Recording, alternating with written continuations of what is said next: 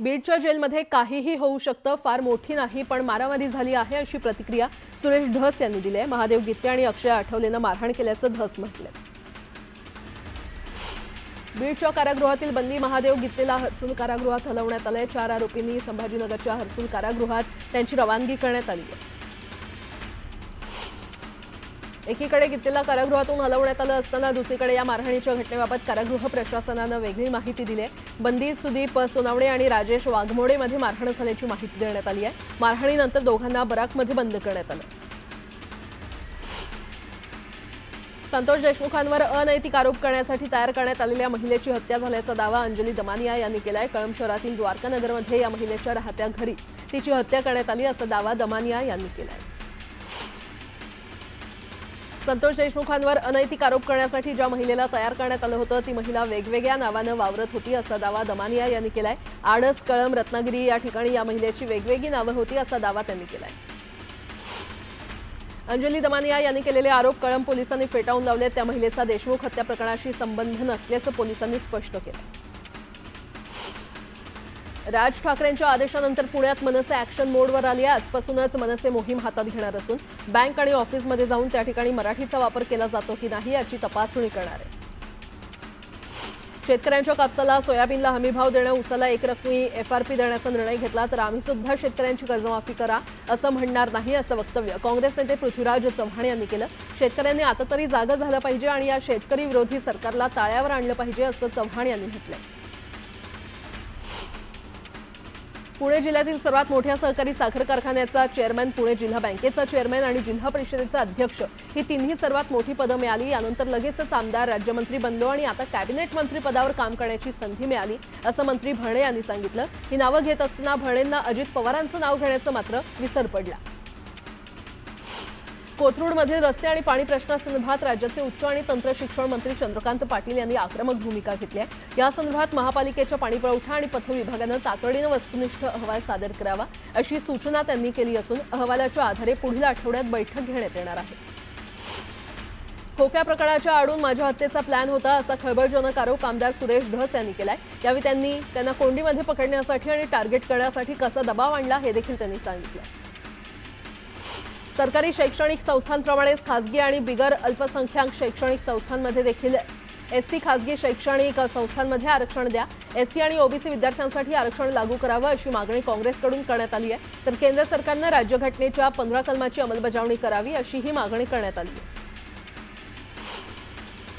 राज्य सरकारनं गोपीनाथ मुंडे शेतकरी अपघात सुरक्षा सानुग्रह अनुदान योजनेतील एकूण 2044 प्रस्तावांसाठी 40 कोटी रुपयांचा निधी मंजूर केलाय। यापूर्वी या योजनेतून 30 कोटी रुपयांचं वाटप करण्यात आलंय। त्यामुळे या योजनेसाठी एकूण 49 कोटी रुपये शेतकऱ्यांच्या वारसांना देण्याचा मार्ग मोकळा झालाय।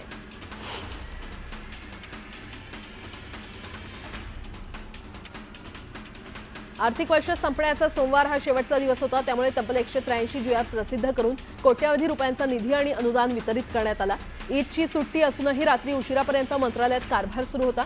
मंत्रालयातल्या सर्व विभागांमध्ये लगबग दिसून आली। मध्यरात्री उशिरापर्यंत सर्व विभागातील अधिकारी कामात व्यस्त होते। प्रथम श्रेणी न्यायदंडाधिकारी AU मोटे यांनी नागपूर हिंसाचार प्रकरणी संशयित असलेला सूत्रधार फहीम खान याला येत्या 11 एप्रिलपर्यंत न्यायालयीन कोठडी सुनावली आहे। आता एक महत्त्वाची बातमी, आर्थिक वर्ष संपताच राज्य सरकारनं रेडी रेकनर दरात मोठी वाढ केली असून याचा फटका मालमत्ता खरेदी करणाऱ्यांना बसणार आहे। महानगरपालिका क्षेत्रात 5.95% एवढी वाढ करण्यात आली आहे, तर ग्रामीण भागात 3.36% वाढ करण्यात आली आहे। राज्य सरकारनं रेडी रेकनर दरात सरासरी 4% वाढ केली आहे। मुंबई वगळता अन्य महापालिका क्षेत्रात सरासरी 6% वाढ करण्यात आलेली आहे, तर मुंबईत 3.39%, पुण्यामध्ये 4.16%, ठाण्यामध्ये 7.72% दरवाढ करण्यात आली आहे। मुंबई महापालिका वगळता महापालिका क्षेत्रामध्ये सरासरी 5.95% वाढ करण्यात आली आहे। रेडी रेकनरच्या दरात वाढ केल्यानं मालमत्तांचे दर वाढणार असून मालमत्ता खरेदीदारांवर त्याचा अधिक बोजा पडणार आहे।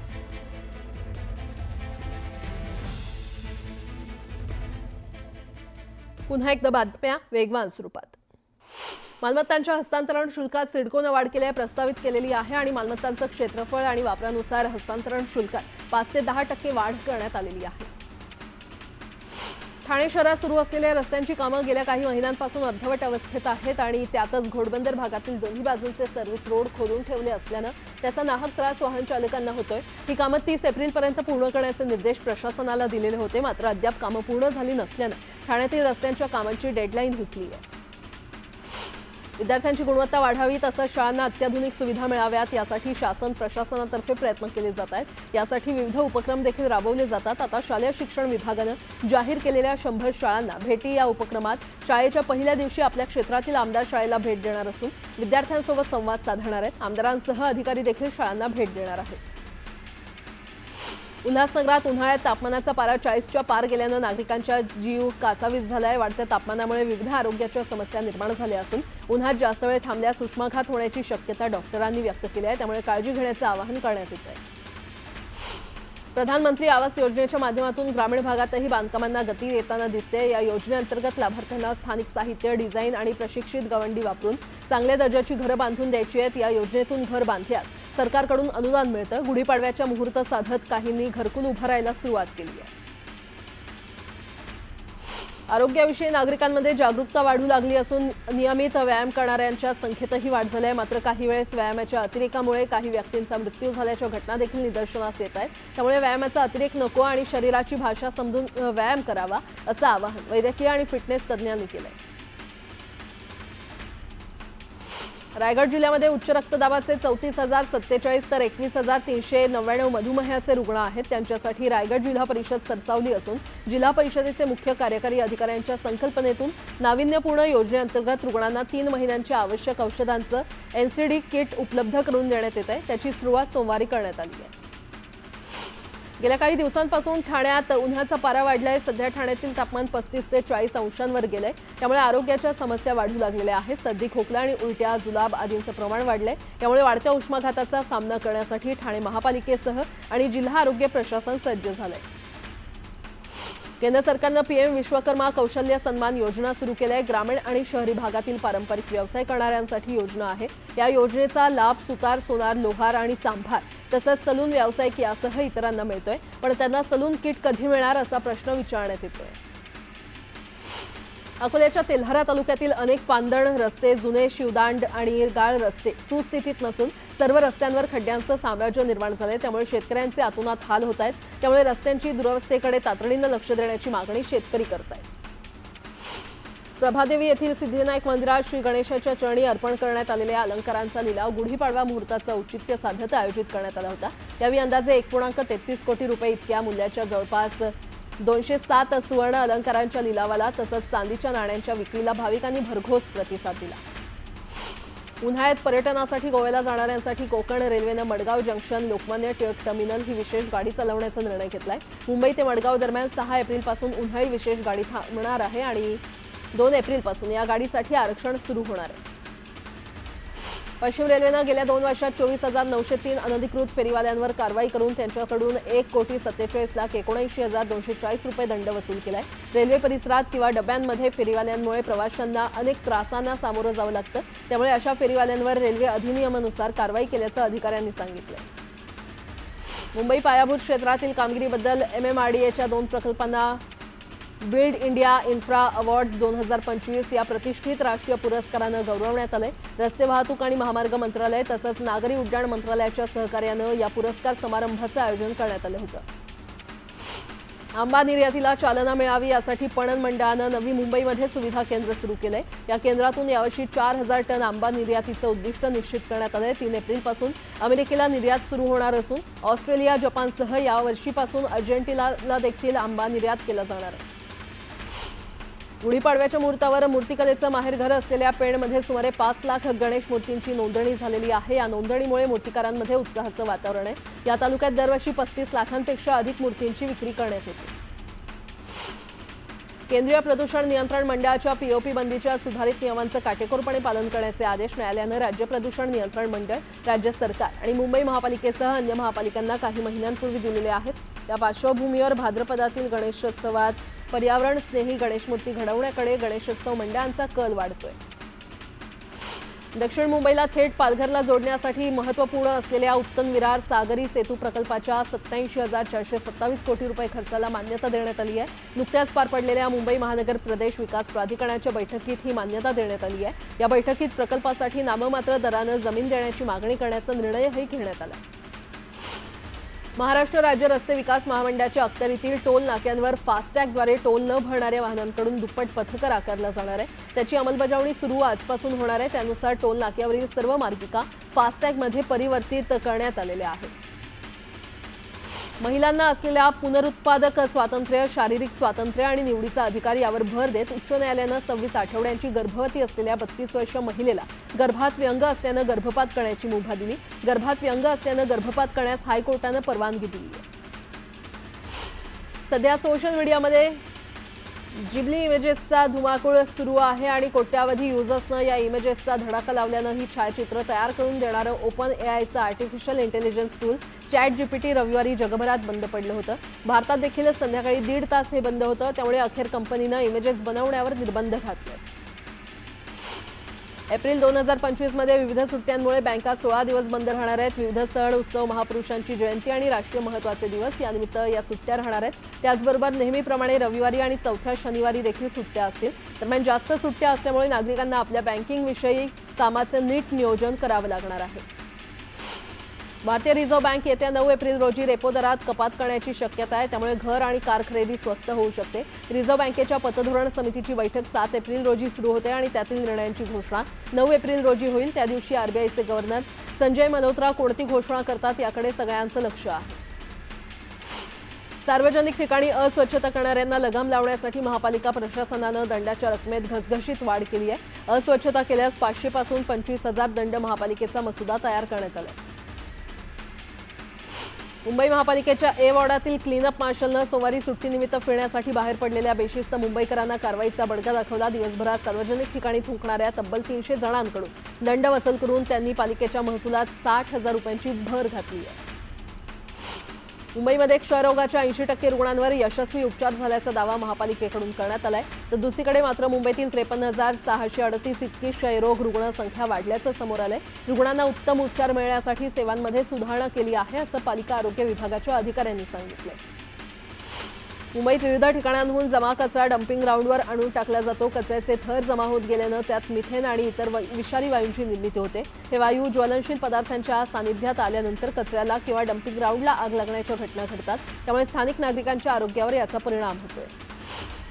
उल्हासनगरमधील कॅम्प नंबर 5च्या वीर तानाजी नगर जनता कॉलनी परिसरात विद्युत ट्रान्सफॉर्मरला भीषण आग लागली. या आगीच्या भडक्यामुळे नागरिकांची चांगलीच पळापळ झाली. धुळे शहरात एका भंगाच्या गोडाऊनला भीषण आग लागली. गोडाऊनमध्ये रद्दी पुठ्ठ्यासह मोठ्या प्रमाणात भंगार असल्यानं आगीनं रौद्ररूप धारण केलं. सुदैवानं या आगीमध्ये कोणत्याही प्रकारची जीवितहानी झालेली नाही.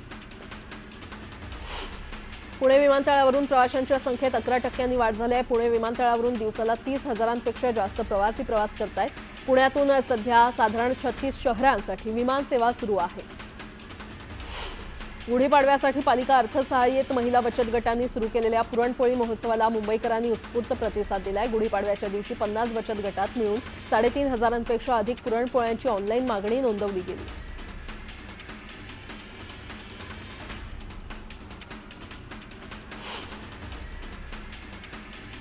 बदलती जीवनशैली आणि व्यसनांचं वाढलेलं प्रमाण यामुळे मोठ्या आतड्यांच्या कॅन्सर रुग्णांमध्ये मोठी वाढ झाली आहे. गेल्या 2 दशकांपूर्वी कोलोरेक्टल कॅन्सरच्या रुग्णांचं प्रमाण 1 लाख लोकसंख्येच्या मागे 30 रुग्ण इतके होतं. मात्र आता हेच प्रमाण थेट 70 रुग्णांपर्यंत वाढलंय. राज्यातील ऊसाचा गळीत हंगाम अखेरच्या टप्प्यात आलाय. गाळप सुरू केलेल्या 200 पैकी 189 कारखान्यांनी गाळप संपवून धुराडी बंद केलेली आहेत. मार्च अखेर 80 लाख टन साखर उत्पादन झालंय. गाळप साखर उत्पादन आणि उतार्यात कोल्हापूर विभाग आघाडीवर आहे. बंगालच्या उपसागरावरून येणाऱ्या बाष्पयुक्त वाऱ्यांमुळे पुढील 5 दिवस राज्यात ढगाळ वातावरण निर्माण होऊन वादळी वारे आणि ढगांच्या गडगडाटासह अवकाळी पाऊस पडण्याचा अंदाज आहे. मंगळवार आणि बुधवारी राज्याच्या बहुतांश भागात गारपीट होण्याचा अंदाज आहे. जगभरात भारतात तयार केलेल्या स्मार्टफोनच्या निर्यातीचं प्रमाण चांगलंच वाढलंय. असं असताना आज देशांतर्गत मोबाईलची मागणी देखील आकाशाला भिडल्याचं दिसतंय. 2014 या आर्थिक वर्षात देशात तब्बल $12 अब्ज इतक्या मूल्याच्या मोबाईलची विक्री झाली. 2024 पर्यंत या सरासरी वार्षिक 13% दरानं वाढ झाली आहे. रत्नागिरी जिल्ह्यातील हणे बंदरात ड्रोनच्या माध्यमातून कडी नजर ठेवली जात असून बेकायदेशीर मासेमारी करणाऱ्या 256 बोट मालकांना मत्स्य विभागाकडून नोटीस पाठवल्यानं मच्छीमार धास्तावलेत. शासनानं घालून दिलेले नियम मोडून हणे समुद्रात मासेमारी करणाऱ्या बोटींवर दंडात्मक कारवाई म्हणून नोटीस बजावण्यात आली आहे. उल्हासनगरात कॅम्प नंबर 5च्या गांधी चौक परिसरात असलेल्या एका इमारतीमध्ये दुसऱ्या मजल्यावरून 2 लहान मुलांचा पडून अपघात झाला. गॅलरीमध्ये खेळत असताना ही दुर्घटना झाली आहे. या दोन्ही मुलांना गंभीर इजा झाली आहे. अक्कलकोटमध्ये आरपीआय आठवले गट सक्रिय झालाय. अक्कलकोट तालुक्यातील इब्राहिमपूर इथे आरपीआय आठवले गटाच्या शाखेचं उद्घाटन करण्यात आलं. अक्कलकोटमध्ये गेल्या महिन्याभरात 18 शाखेचं उद्घाटन करण्यात आलं. सोलापुरात उन्हाच्या तीव्रतेनं कडब्याला लागलेल्या आगीमुळे टेम्पो जळाल्याची घटना घडली. मालवाहू टेम्पोला अचानक लागलेल्या आगींमुळे एकच खळबळ माजली होती. गुढीपाडव्याच्या सभेत राज ठाकरे यांनी कबर ठेवली पाहिजे असं भाष्य केलं होतं. यावर अहिल्यानगरचे आमदार संग्राम जगताप यांनी देखील राज ठाकरे यांच्यावर टीका केली आहे आणि येणाऱ्या काळात आम्ही ते थडगे ठेवणार नाही अशी भूमिका आमदार जगताप यांनी घेतली आहे. धाराशिव जिल्ह्यात उन्हाची तीव्रता वाढत असून वाढत्या उन्हापासून दिलासा मिळण्यासाठी लिंबू सरबत, रस आणि थंड पेयाचा आस्वाद घेण्यासाठी रसवंतीवर नागरिकांची गर्दी होते. मात्र दुसरीकडे लिंबाचे दरही वाढलेत. 250 रुपये किलोनं लिंब मिळाल्यानं सामान्यांच्या खिशाला कात्री बसली आहे. भारतरत्न डॉक्टर बाबासाहेब आंबेडकर यांच्या जयंतीनिमित्तानं उत्सव मध्यवर्ती महामंडळाची बैठक पार पडली. 134व्या जयंतीचं आयोजन करण्यासाठी बैठकीचं नियोजन केलं होतं. गुढीपाडव्यानंतर बाजारात हापूस आंब्याची मागणी वाढण्यास सुरुवात झाली आहे. त्यानुसार घाऊक फळ बाजारात हापूस आंब्याची आवक वाढल्याचं दिसून येतंय. देहूतील संत तुकाराम महाराज संस्थानच्या अध्यक्षपदी जालिंदर महाराज मोरे यांची निवड झालेली आहे. अध्यक्ष आणि विश्वस्त पदासाठी संत तुकाराम महाराज संस्थानच्या मुकुंदलालजी पित्ती धर्मशाळेत ही निवडणूक पार पडली. दौंडमधील धक्कादायक माहिती समोर आली आहे. होणारा नवरा पसंत न पडल्यानं नवरीनं नवऱ्याला मारण्याची सुपारी दिली. 1.5 लाखांची सुपारी देत 27 वर्षीय तरुणाला जीवे मारण्याचा प्रयत्न करण्यात आला. या प्रकरणी पोलिसांनी 5 आरोपींना जेरबंद केले. जळगाव तालुक्यातील धानवड शिवारात वीज कोसळल्यानं एका 15 वर्षीय मुलाचा जागीच मृत्यू झालाय तर त्याचे आजोबा देखील गंभीर जखमी झाले. चंद्रपूर जिल्ह्यातील कोरपना येथे आदिवासी लोककला महोत्सव पार पडला. या कार्यक्रमात आशिष शेलार, अशोक कोईके आणि सुधीर मुनगंटीवार यांनी हजेरी लावली. जळगावच्या 40 गावात शाळकरी मुलीवर भटक्या कुत्र्यांनी हल्ला केला. मुलीच्या पायाचा चावा घेतल्यानं मुलगी गंभीर जखमी झाली. ही सर्व घटना सीसीटीव्हीमध्ये कैद झाली आहे. या प्रकरणी पालिकेनं कुत्र्यांचा बंदोबस्त करावा अशी मागणी होते.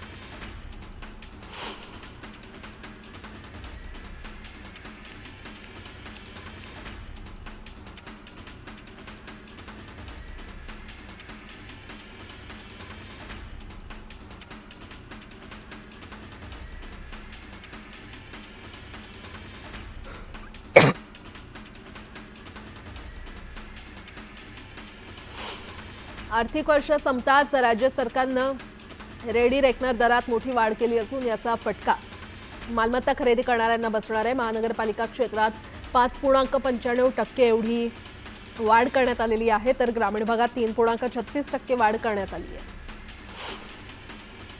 दिव्यांग नागरिकांसाठी आरोग्य सेवा पोहोचवण्याच्या दृष्टीने अत्यंत महत्त्वाची समजली जाणारी आयुष्मान भारत प्रधानमंत्री जन आरोग्य योजना अजूनही देशातील बहुतांश दिव्यांग नागरिकांपर्यंत पोहोचलेली नाहीये.